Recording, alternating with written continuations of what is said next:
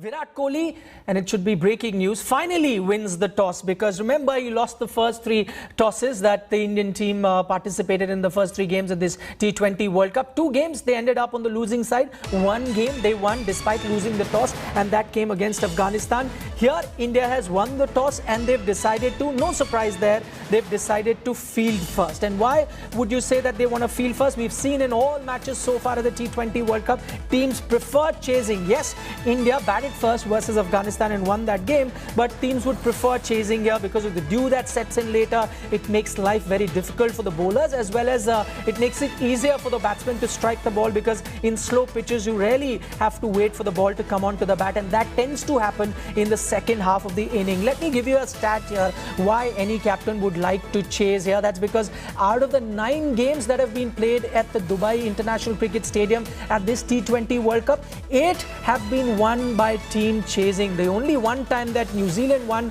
while batting first is also because they were up against a minnow team. So that is the first step that Virat Kohli has taken. He's won the toss.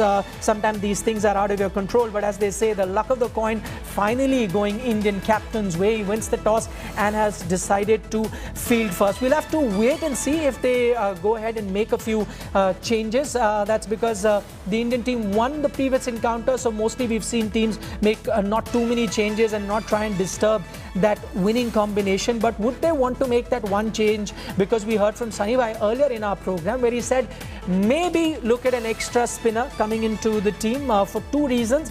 One, because the Indian 5th bowler proved to be slightly expensive in the previous game, even though they won that encounter. And secondly, because the Scottish team struggle against spinners. And guess what? That's exactly what the Indian team has done. We can confirm the Indian playing 11 now.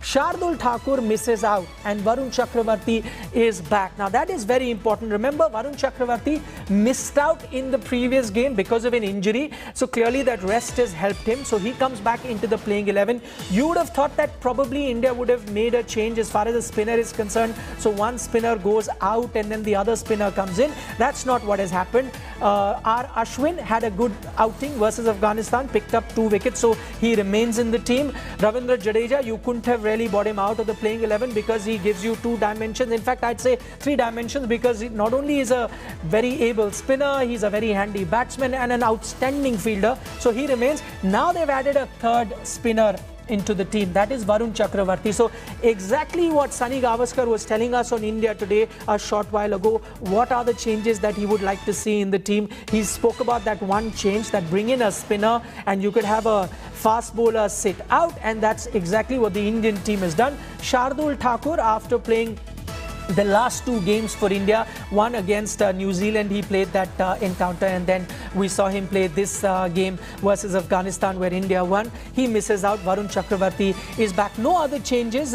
You'd also want to see what is the kind of batting lineup that India goes in with. So batting lineup may remain the same, but the batting order has kept changing. But I think after what we saw in the previous game versus Afghanistan, where the 2 openers did outstandingly well, I'm talking about KL Rahul and Rohit Sharma, the kind of start that they gave the Indian team, there is a very less likelihood of the Indian team making any changes to that opening batting.